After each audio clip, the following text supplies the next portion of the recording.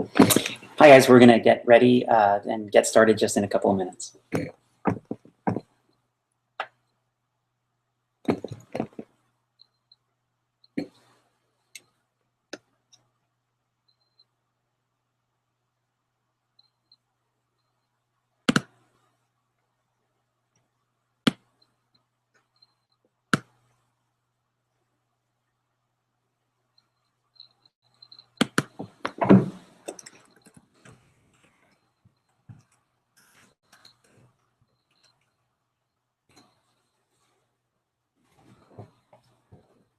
If you're just signing on now, we're going to get started just in a few minutes. I'm excited to share the end of marketing with you.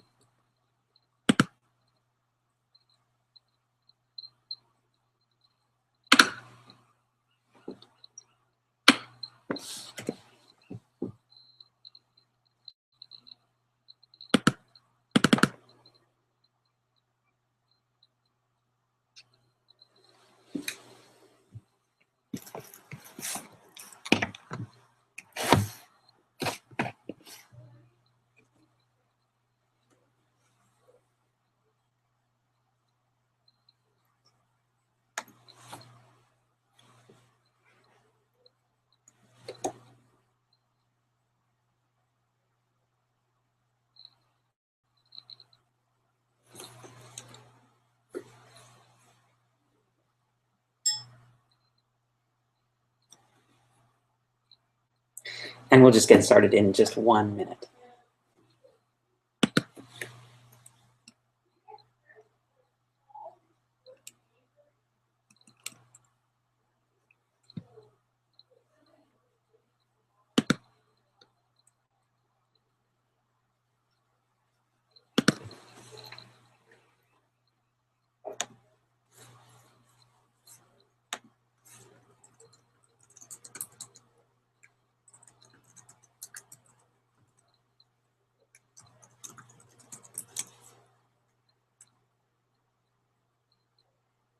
We're going to wait just 1 minute for some latecomers to come. We'll start probably just about 1 minute after the hour.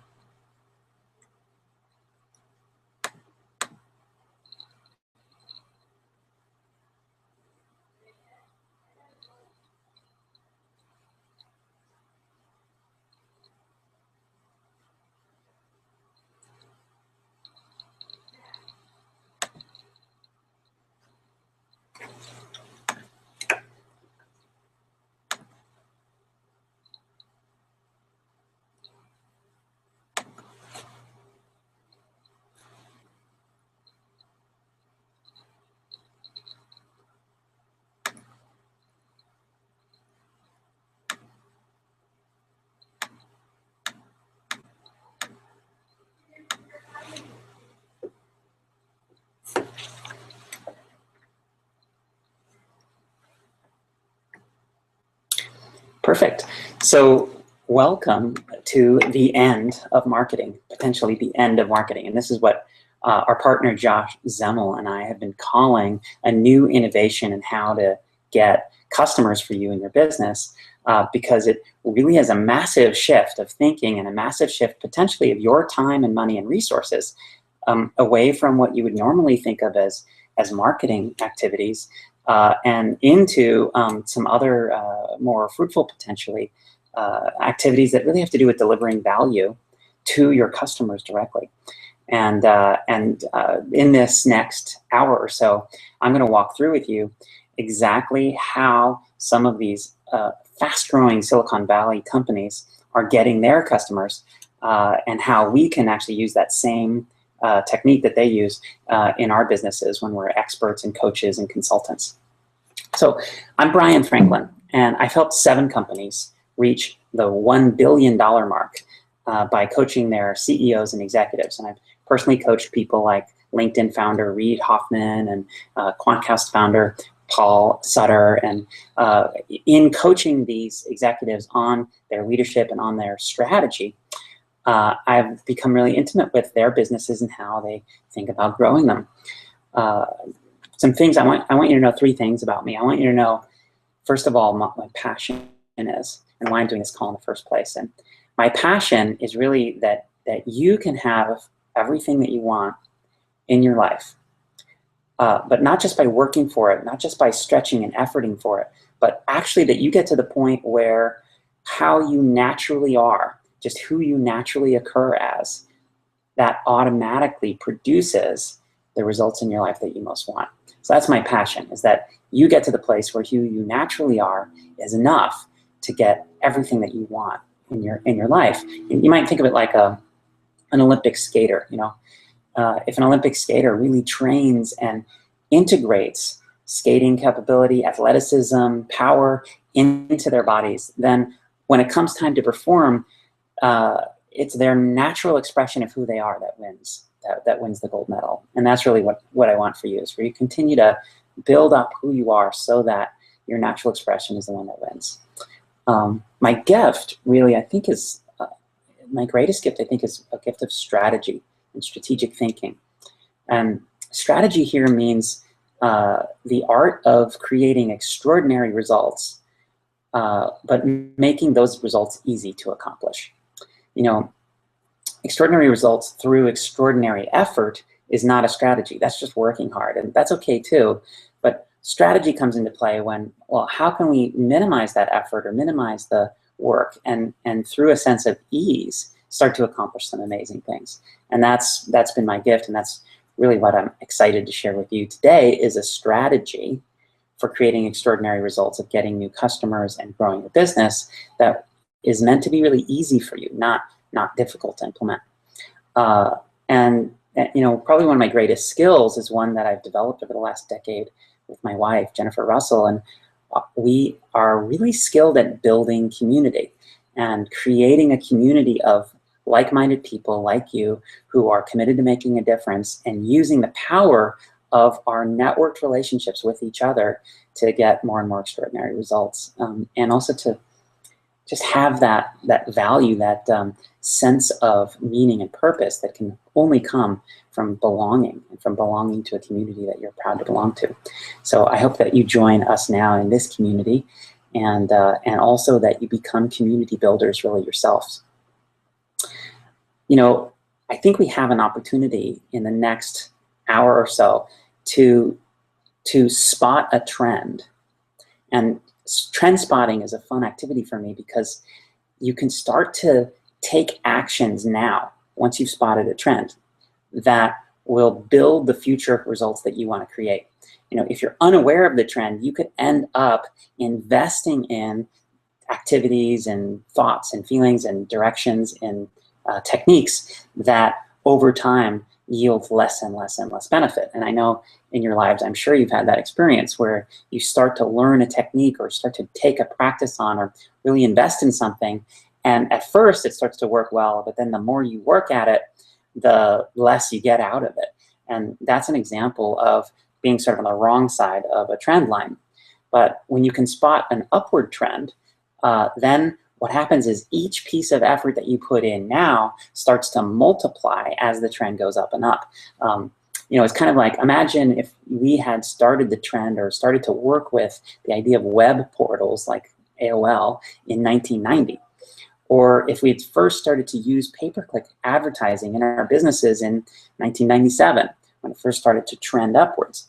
Or YouTube in like 15 years ago, or maybe we were running Facebook ads and doing Facebook marketing 8 years ago. These are like the beginning of those trends, and then as those trends explode and get larger, as that trend goes up, then each piece of effort that we put in place yields more and more and more results. And there's this kind of, at the beginning of a trend like we have now, there's a kind of a wild, wild west feeling where it's just free range, where you can create really amazing results with small effort. So part of the strategy here is to jump on board now as this trend continues. And I think as an entire industry, whether it's internet marketing or coaching or consulting, the business of really making a difference and making change for people, I think as an industry, we're a few years before the real launch of a new trend.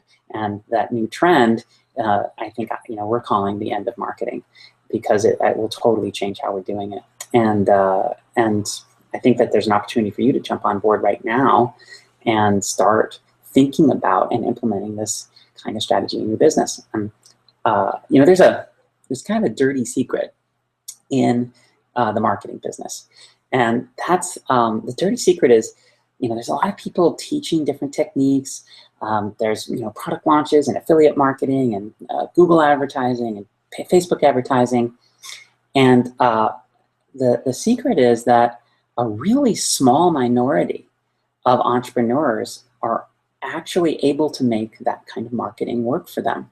The vast majority are not doing that kind of marketing or really able to do any marketing. They're kind of intimidated by it. And then some are really trying, put a lot of time, effort, and money in getting some results. But even the elite few, you know, when we sit around at the dinner table with some of our friends who are, some of them, the more successful internet marketers and people making a difference, they still talk about like razor thin margins and a lot of effort, and it's just an immense amount of complex moving parts coming together to try and market their products, and basically spending almost all of our effort going out and finding the customers. And that leaves very little effort left over to actually take care of the customer once they find them. So yeah, I was at an event recently with Lisa Sasevich, and she said, you know, there's only basically 2 ways that people get customers if they're in our business, if they're an expert or a coach or consultant. They either do affiliate marketing or they do Facebook marketing, and honestly, in a way, they both suck. Because for affiliate marketing, you know, if you've ever done a big launch where you get a bunch of affiliates together, first of all, it's a lot of work. It's really labor intensive. And second of all, you end up paying 50, 60, 70% of the money that you can take in back to your affiliate.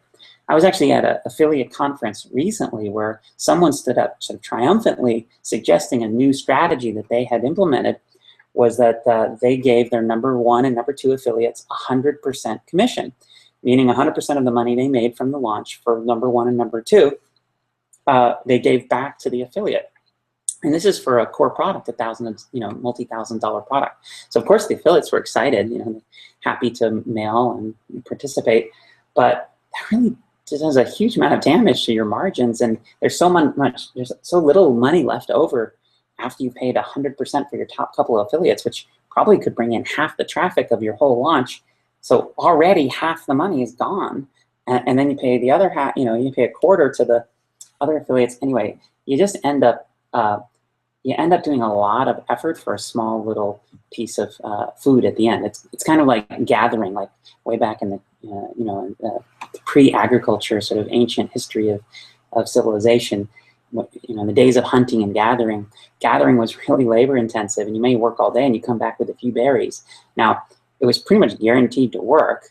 Like if you go to find the place and you go to the bushes and you pick the right one and bring it back and do a lot of effort, you'll get something, but that effort to reward ratio is just so thin. That's kind of like gathering. Or paid marketing is kind of like hunting. You know, so paid marketing sob story. I know lots of people who have an initial success, maybe where they do some Facebook ads, they do some Google ads, and then they back the truck up full of all of their money and they dump it into a campaign. And then, you know, I've heard stories of people losing tens of thousands of dollars in just a few hours. So you can really get hurt. It's like hunting in a way where it's pretty risky.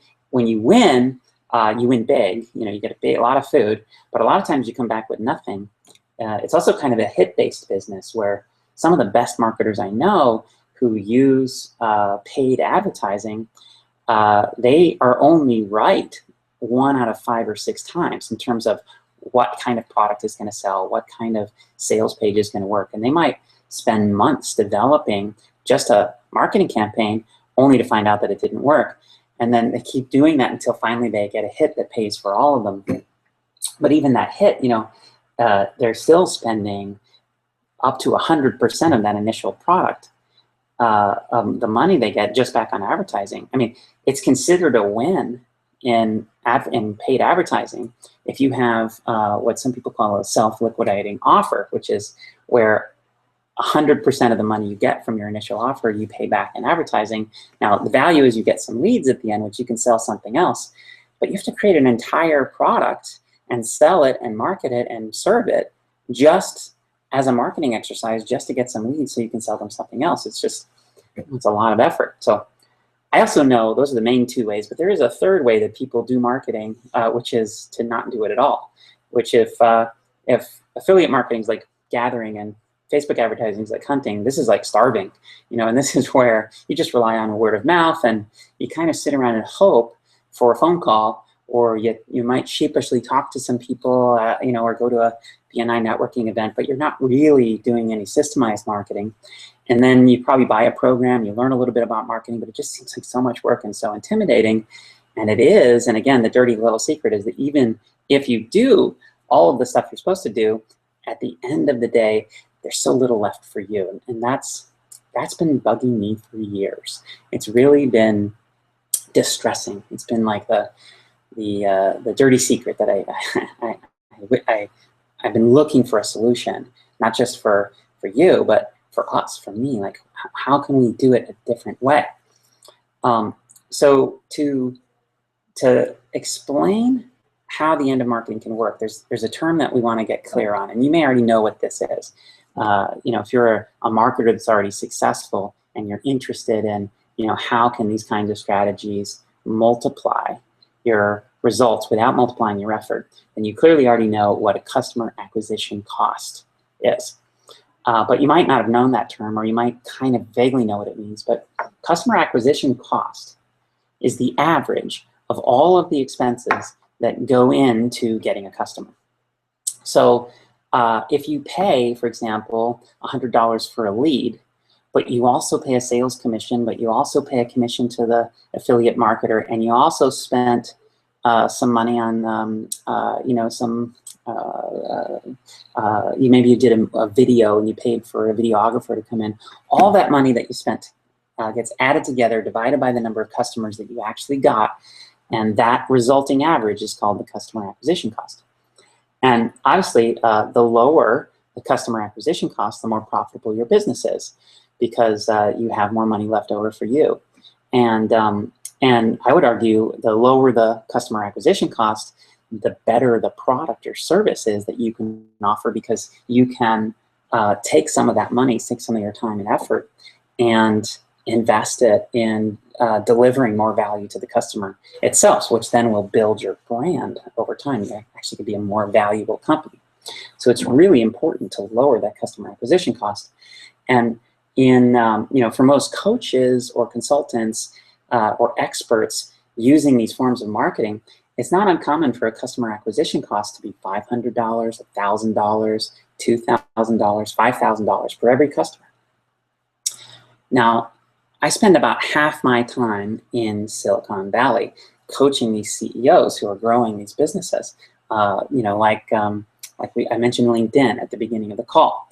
So when I was working with Reed at LinkedIn, we were adding 1 million new customers every month to the site. 1 million customers every month. Now, if we had to pay a $500, $1,000 customer acquisition cost, I mean, nobody has that amount of money. $1,000 million, that's $1 billion every month. No one can pay that kind of money. So they were growing, they were adding these customers to their site at a customer acquisition cost of $0. Also, like the app Draw Something, which you may have heard, I love talking about Draw Something just because they did it so brilliantly. They entered the app into the iTunes App Store, and in the first 50 days, they got 50 million users. 50 million users in 50 days. And again, their customer acquisition cost for each one of those users was $0. I'm now working with a company called Tango, and they just celebrated getting their 300 millionth user. 300 million users.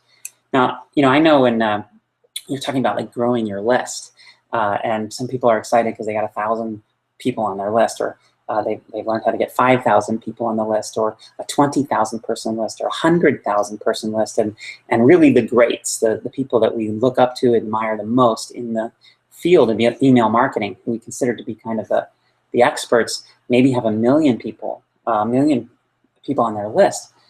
This is 300 times that. In fact, if you take all the Tango users and you kind of put them feet to head to feet to head to feet to head and in a big line, the stretch of people that are Tango users would go from here to the moon and back 6 times.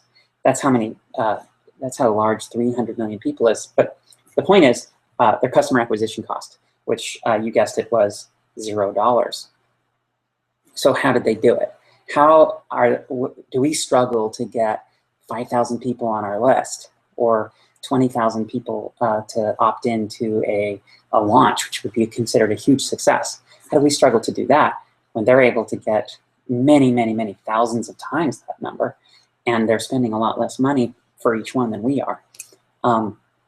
So you'd think, first of all, that the most valuable something is, the more valuable, the more value you deliver, the more people would share it, right? So if something really changed your life, you'd be more likely to share it with people than if it just made you laugh.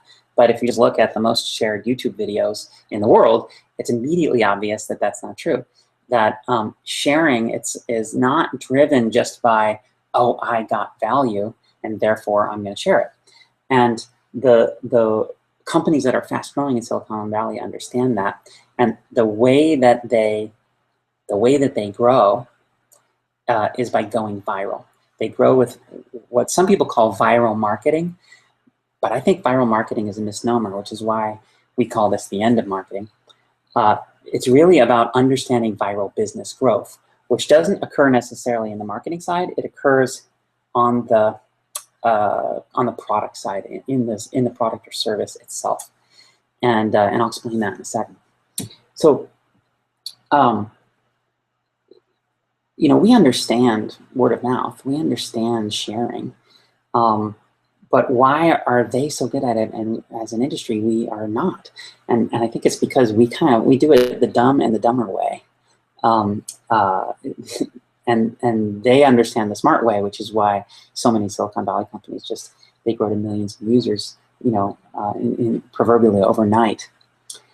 So the dumb way, the dumbest way to try to grow virally, to try to use the personal relationships of your customers to grow your business, is to just slap a share button on your product or on your blog post, or a like button, and just hope people share it and like it. And that's what we do. We might say, hey, like, I've added a social component, and a few people might click it, but it doesn't really make a material impact on the business. It doesn't move the needle.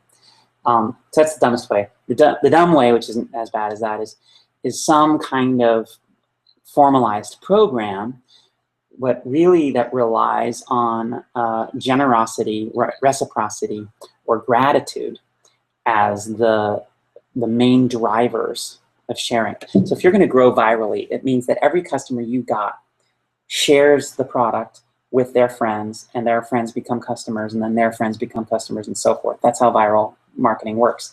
And it's different than word of mouth, because word of mouth is kind of a onesie, twosie, one at a time thing, where viral has this exponential, simultaneous growth in all directions.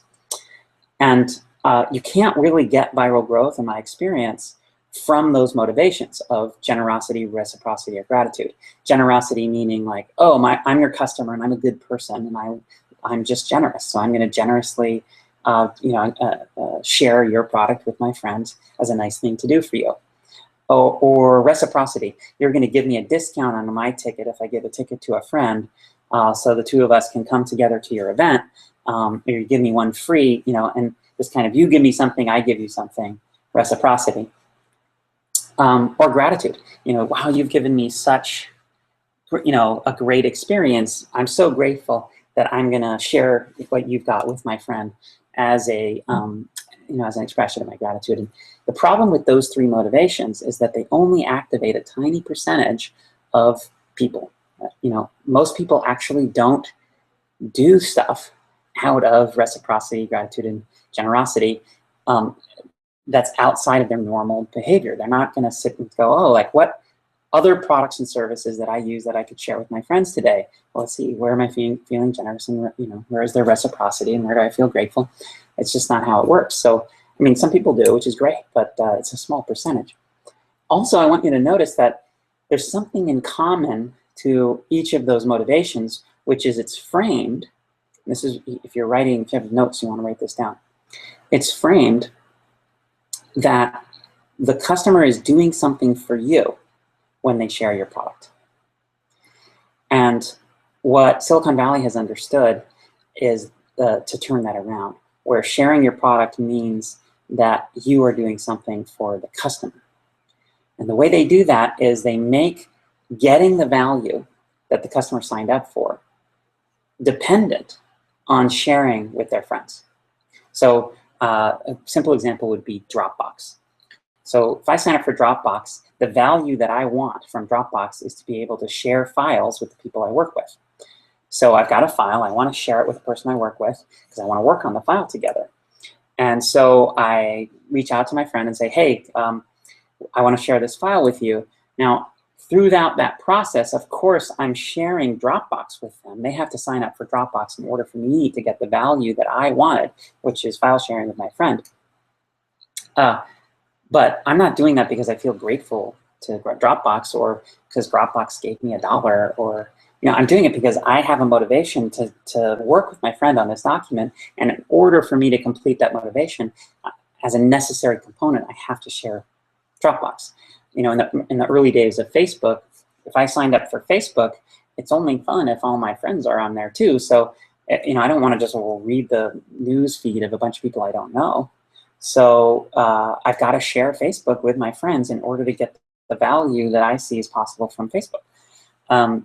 Any of the fast-growing companies that you can imagine in the last couple of decades, or last decade, are using the same method where you have to share the value. You have to share the product in order for the customer to get what they came for. And that was my first aha when I was trying to search for a solution. How can we take what Silicon Valley knows to get out of Silicon Valley and give it to you so that you can use it in your business? And that was the first aha. We got to turn it the other way. Instead of I'm sharing the product, and when I'm doing that, I'm doing something for you, who's the company. I want it so that if I'm sharing your product, I feel like the company's doing something for me. When I'm sharing Dropbox, I get something. When I'm sharing Facebook, I get something.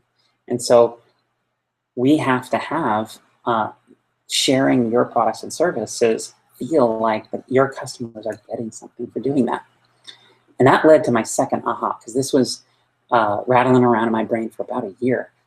How can the people I care about most, who are making the biggest difference, who are providing the biggest value, who are really committed to creating a better world like I am, together, how can we give our customers more value that's only available to them through sharing our work? And the second aha was that transformationalists, people who are in the business of transforming other people's lives, have an unfair advantage when creating a viral motivation for sharing. We actually have an advantage over almost any other kind of business. In fact, an advantage over Silicon Valley. And I used to think, well, of course, people share Dropbox. It's like a utility, but how do you make it like share something that's really impactful and changing their lives and becoming a better person, either through empowering them as an entrepreneur or all the various services and values that you provide. And it's because through the years that Jennifer and I have been leading transformational and business workshops, really transforming people's lives and creating a completely different sense of capability for them. The tool that we found is consistently most effective, more effective than anything we can say, than anything we can teach, than anything we can give them from us to them.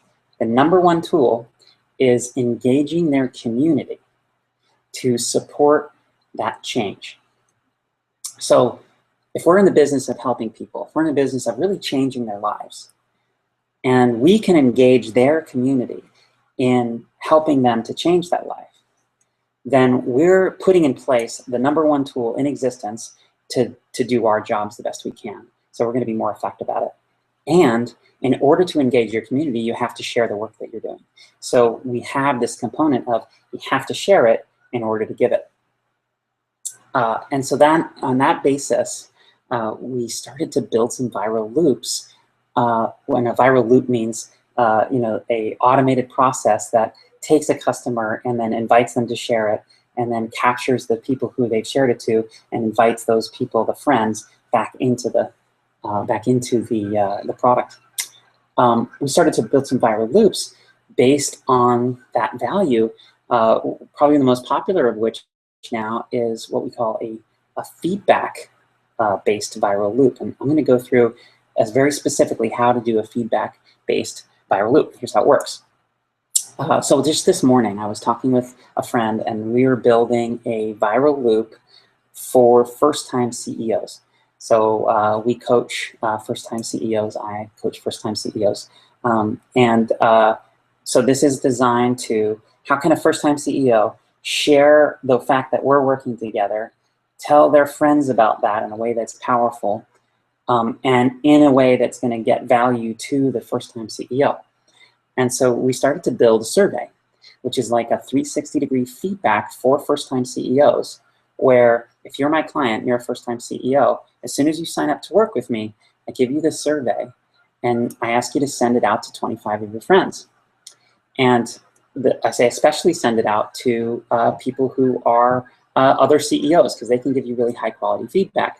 And we're going to ask some questions about your leadership, about your blind spots, about aspects of the challenges of being a CEO that you might not see coming, that we're going to get some feedback from your community about what your particular advantages are going to be and what some of your disadvantages are going to be. And that's going to inform the work we do together so that it improves the quality of coaching that I can give you, gives you insight into how you're perceived in your community, and it will forward your vision of being the best first-time CEO you can be.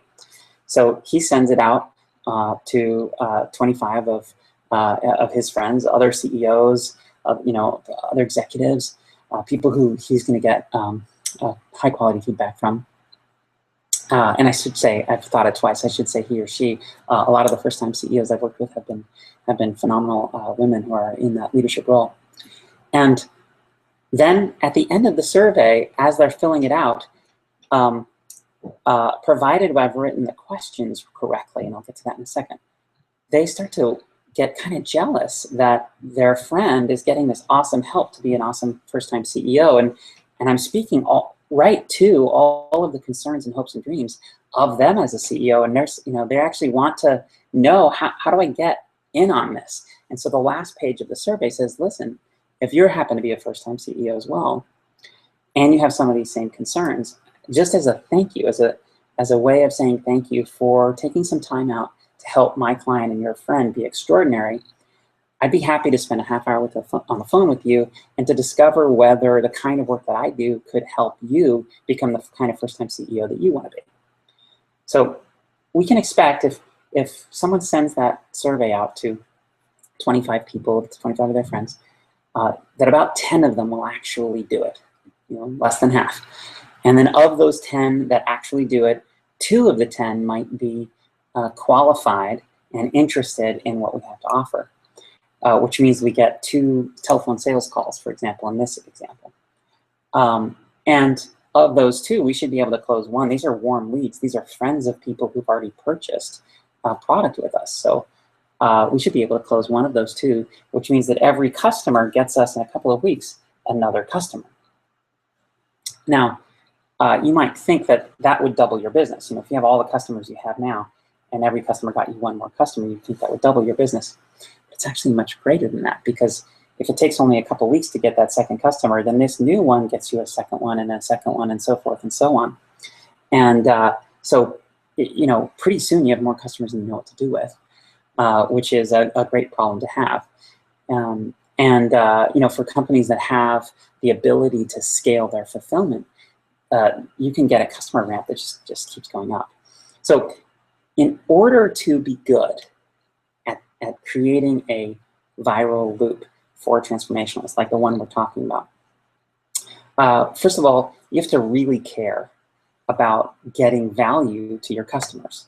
That has to be your actual primary motivation, because if the customers aren't receiving a lot of value, then when the friend checks in on, say, hey, I just talked to Brian about this first-time CEO thing, and what do you think? How is that? Are you enjoying it?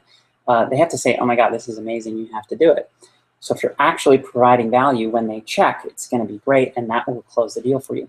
2, you have to have products that really change people's lives, that really do make a difference, and that transform them so that that kind of transformational feedback can be effective. You don't have to be good at copywriting or marketing or launches or video or anything, webinars like this. You don't have to be good at any of that because the customers really are doing all that work for you. And you don't have to have a big email list.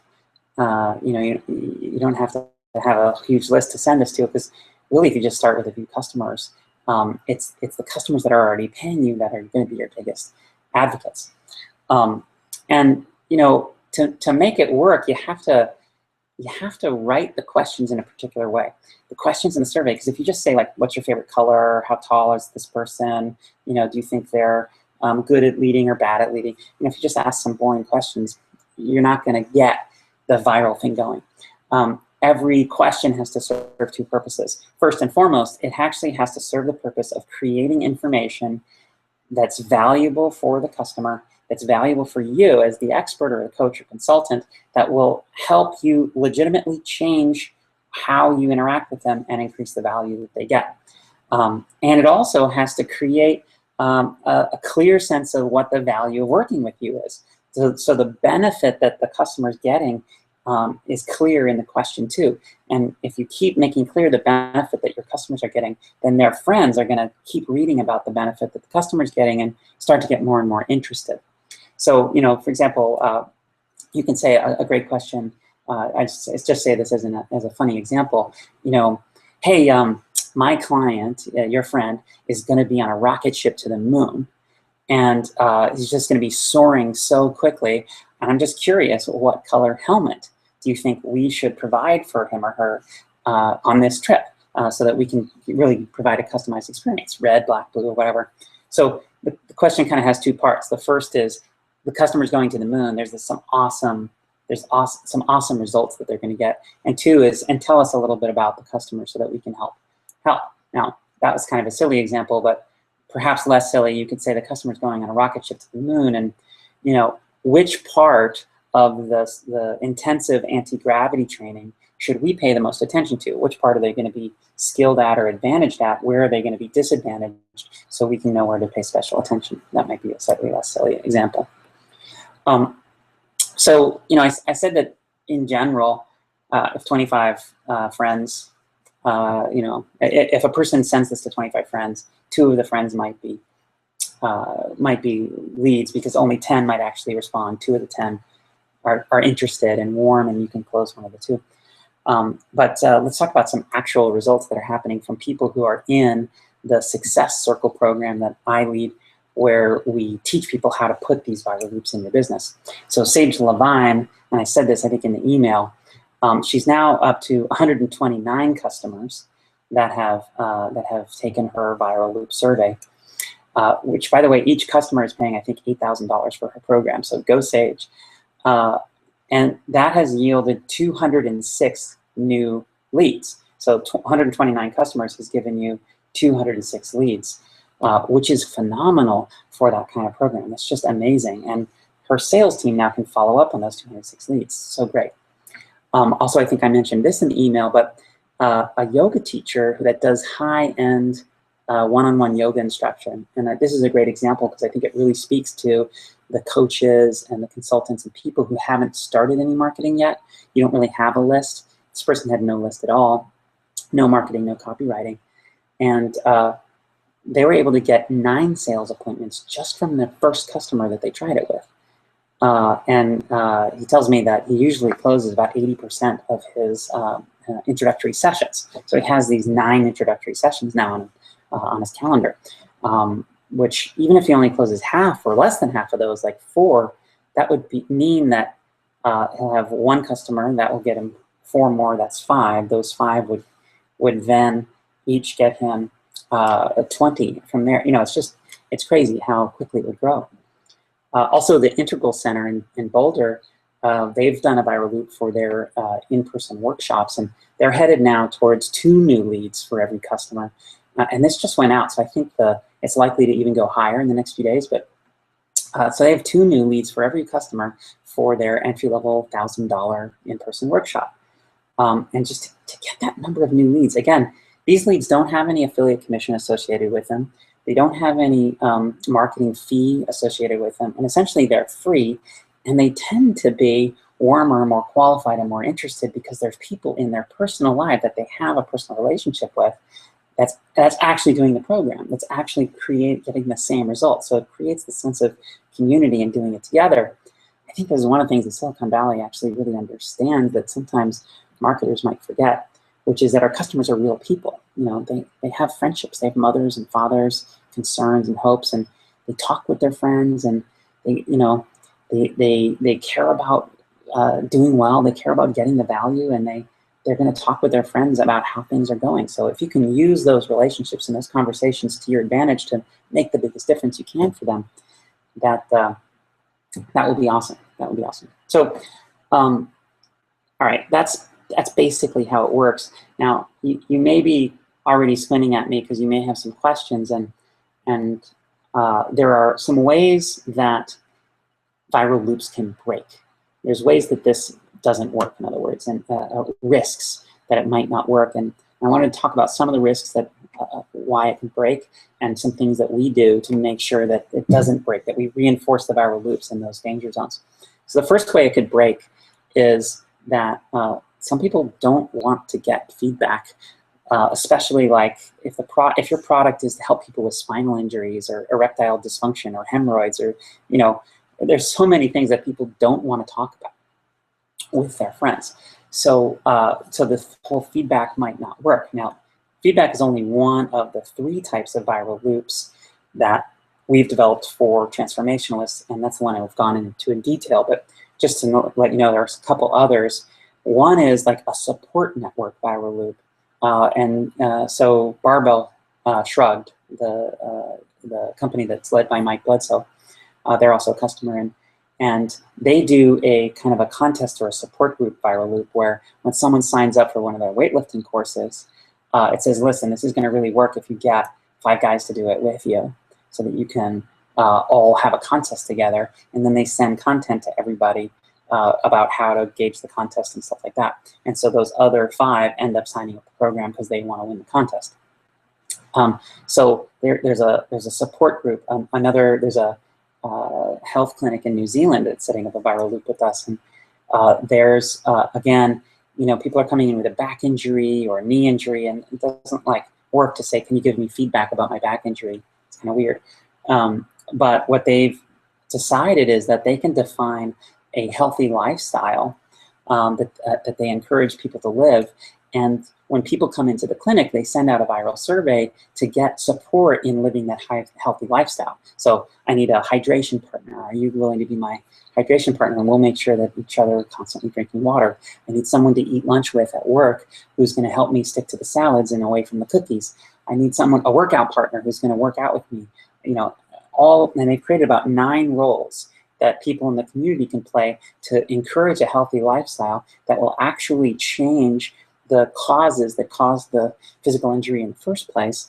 And so when someone comes into the clinic, you know, they get signed up for their community of support. And of course, everybody who's in the community of support gets invited to a free session at the clinic. Many of them take them up on that. And the other is, the other form of a viral loop is one that's like about getting vetted for membership. So if you have a membership community, you know, perhaps you might want to get feedback from the environment, feedback from the community of the person joining your membership group about how they are in community. So if you have a community program that's about people exchanging ideas, you might want to get a viral loop going where you actually have to get feedback about the quality of ideas that they've exchanged with their community, so that you can enter the membership with kind of a score of what you got from your group, and then sell them ways or give them ways to improve those numbers in the community so they can improve their standing. So that kind of handles that first break where some people don't want to give feedback. The second way it can break is that 25 friends is a lot for most people to think about. You know, most people don't have 25 friends. They can't think of like how to get 25 friends. So that can be intimidating. And the way that we've solved this is with what we call groups or categories of friends. And we've discovered that if you ask someone, you know, to send this to 25 friends, they can only think of 3. But if you say, I want you to send this to, for like, let's take the CEO survey. I want you to send this to 5 other first-time CEOs. I want you to send it to 5 CEOs you know that are not first-time CEOs, that have been CEOs before. I want you to send to 5 of your investors or board members, 5 of your executive management team. So when you start to give different categories, you can give like 5 categories, suddenly they can think of all of these other people that they hadn't originally thought of. And if you include as a couple of those categories your specific demographic of who you want to work with, then you're almost guaranteed that some of the people responding are going to be exactly the kind of leads that you want to work with. So the groups and categories really expands people's thinking about how many people they know. The third way it can break is if people kind of think that it's a marketing scam, a marketing ploy. And if you can imagine getting a survey and you're like, well, why am I filling this thing out? You know, they're just trying to get my email address, ew. You know, or like the surveys that, I don't know if you remember the like freelaptop.com, where you go and you fill out the survey and there's like a survey after survey. And I don't know if there's ever been a free laptop at the end of that thing, but you just don't have the feeling that you're exchanging any value. It just feels like they're sucking information out of you. So in order for the viral survey to really go viral, it has to provide value.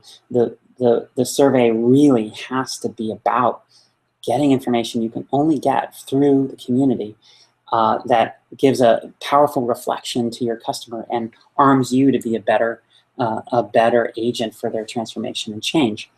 And I love this. I love this aspect because this strategy is designed to prefer people who are in integrity. You have to, you know, the people who have the most integrity will win. And the more and more we were able to reduce our marketing costs collectively and use these viral loops instead and integrate providing value with sharing into our products, the people who provide the most value are going to get the most customers, which is unfortunately how it works today. So it's, I personally love this. You know, Facebook beat MySpace because it was better.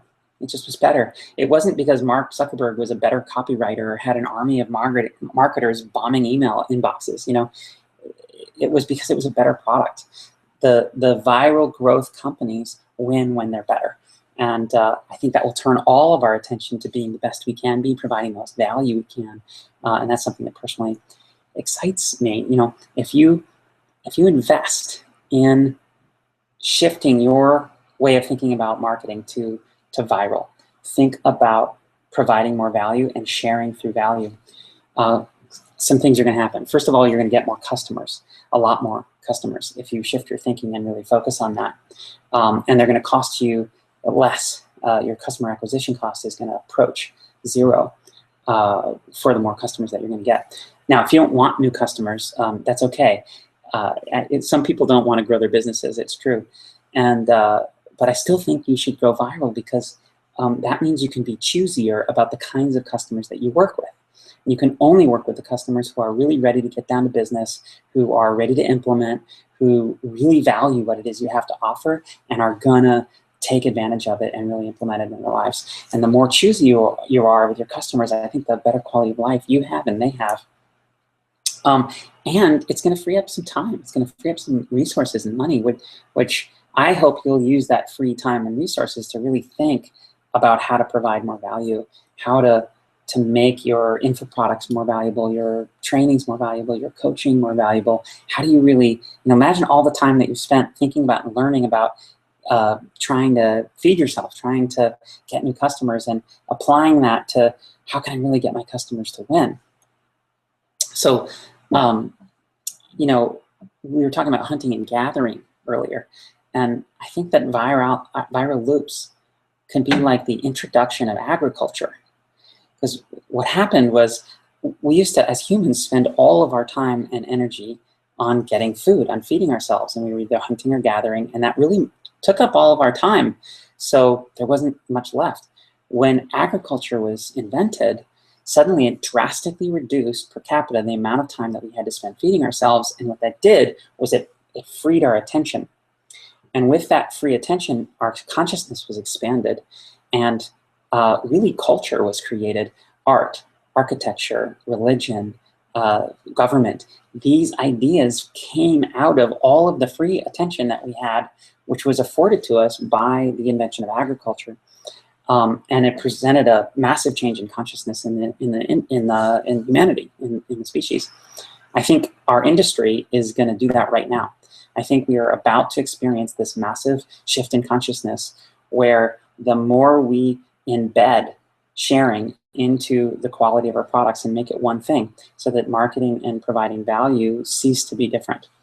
The more we can do that through viral loops and other sharing mechanisms, the more free attention we're going to have. And I think we can use that free attention to really create entirely new art forms in how to create value. And that's what excites me most. I really want you to join me in that so that we can shift that attention and start to be really creative together about how we can really affect the planet in a massive way. I don't think that the people who are caring about making the biggest difference, which is you, I don't think we're making the biggest difference we can. And part of the reason is we're spending too much of our time trying to feed ourselves. So we've told lots of people about this technique, hundreds. And what I've learned is nobody implements it unless we've held their hand through every step of the process. Literally zero people implement it without working with us. And I think there's some reasons for that. I've been thinking about this recently. First of all is there's actually a technology hurdle. There's a bit of a hump to get over with technology. SurveyMonkey will not work for these surveys. I haven't found anything that works for the kind of the three-way survey where you're sending it to a customer, they're sending it to their friends, you get the results back, and there's a sales component involved. We couldn't find anything in existence that did that, so we spent the last year building one called ClientStream. Another thing that I think gets in the way of people actually implementing is that it's really a different way of thinking or speaking.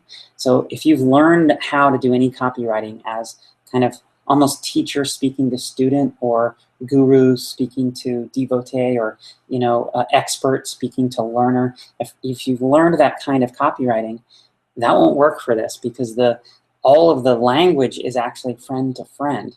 The friend is sharing with the friend, and that's the language that has to be written. That's an inside-out way of thinking for most people. Third reason is I think that you really have to integrate the community, activating the community as a way of making a difference. And although Jennifer and I have spent the last 10 years learning how to do that, I think some people don't quite know how to do that, which is okay. It can be simple, but you just have to be shown how. Like how do you speak to the customer? How do you speak to the community in a way where they actually start participating with each other and making a real difference? And then the last is a viral loop really has to be fully integrated into the promise and the product to work best. And so that's why we created the software ClientStream, which integrates the survey, the feedback survey or the survey that solicits support. It really integrates it into providing value. And we've also created something called Success Circles, which is a 3-month program where I personally walk you through the process of setting up your viral loop because I want you to have this thing. I want it to be working for you. And I'm happy actually even to do it for you on the calls. This isn't a teachy program where you get a video of me teaching you stuff and then you have to do it yourself. We're actually doing it together, step by step. We limit the calls to 10 people maximum. So that on the call, each person can get some one-on-one attention, and we really can do it side by side, or like I said, I'm even happy to do it for you. I, for one, am tired of people buying programs and not getting results. Our programs, other people's programs, and so I really want to walk you step by step through doing this. I want to do it with you on the phone and really give you everything that you need, the software, the expertise, word for word write down the questions from the survey and how it should be worked, tell you exactly who and when to send the survey to, write all of the emails that need to be written specifically for you and your business. So it's exactly your language, but also I know it will be effective. So in fact, if you just come to the 6 calls, which is in the 3-month program, each call is only 2 hours. Over 3 months, you'll actually be able to do all your work during the call, and you can still get your viral loop done and working. We really wanted to make this as simple as possible because, like I said, I really wanted to work for you. Now, we limit to 10, like I said, so you can get plenty of one-on-one time, but that also means that there are not allowed seats. And the circle really is not for everyone. So I really want you to pay attention because I know it's an exciting thing that you could think about the end of marketing for yourself and really putting in place a viral loop that could not just double your business, but one customer and then a couple of weeks, another and another and another. But you have to be in a certain place to start, and let me explain that. You know, first of all, you have to have customers. You have to make a difference. So transformation has to be at the core of what you're doing. If you're selling nails, or you know, if you're just selling coupons, you know, these are not businesses that this kind of viral loop is going to work for, because people don't need feedback from their community in order to sell coupons or buy coupons. This is it's really got to be a product where the customer is trying to better themselves in some way, either in business, in their personal life, or you know, who they are. And you have to be ready to invest somewhere between $4,000 to $6,000 in your business, because it's going to take a little bit of investment to set up the viral loop. Now, the cool thing is you don't have to keep doing that. You know, you set it up and then it's an engine that keeps running for you. But you have to be ready to make a $4,000 to $6,000 investment, which could potentially double your business. So you have to have a business for that. It's going to be worth it. You have to actually want to grow your business, to make more money, to work with higher end clients, or to make a bigger impact on the planet just beyond making yourself happy. You have to really want to up-level your business and be ready for that, because it's going to happen. You know, and we've had, in previous success circles, we've had people like Justin Livingston, Callan Rush. It's funny, when Justin did the program, he actually said to a group of coaches and online marketers, he said, anyone who doesn't do this program, this Success Circle program with Brian, should be slapped. And I don't know if you know Justin, but he can be aggressive sometimes. But it's just so clear to him what a big difference this could make for people. And who else we got? Oh, we got Bill Barron, who is in the program. And we've had, of course, Andy and Dane of the foundation. And there's been a host of coaches and consultants, healers, experts, and authors that have just a few customers, but they're using the program really to fill up their practices. And, you know, I used to think this was just idealism, like, you know, everybody has to learn marketing. And Jennifer and I used to say, it's not enough to know your craft. You also have to learn this other craft called marketing if you're going to succeed. And it was just idealism when people would say, why do I have to learn this thing? I don't like marketing. I don't want to have to do that. I want to just do what I care about, just do what I'm good at. But now I'm starting to believe that's possible, and that's super exciting. You know, I've spoken with Eben Pagan and Jeff Walker about this, and each of them will have a section in their high-end masterminds where we will include this. I'm also talking to Eben's people about starting a viral loop for that company for his launches. And I think in the next few months, you're going to see some of the biggest names in marketing all use this viral loops and use ClientStream, the software, to set it up. Which, by the way, the only way you can get the software right now is to do the Success Circle. So I want to give you a gift, because the next step for you is to start to brainstorm exactly what kind of viral loop would work for you. Like, what's the value that your customers specifically would get from sharing to their community?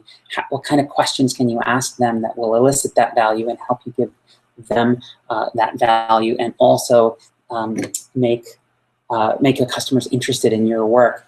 And I want to do that brainstorming with you. You know, Jennifer and I, each of us, are opening up our calendars right now to spend some time, because we want to spend some time on the phone with you and actually do that brainstorming one-on-one with you, which I'm offering for you for free. So if you want to do a brainstorm with Jennifer or me for how to use these viral loops in your business, and like I said, you already have some customers, you make a difference with your work, you're ready to invest $4,000 to $6,000 in your business to potentially double it, and you actually want to grow. You actually want to either grow the number of clients you have, number of customers you have, or you want to grow the impact or the level of client that you're reaching.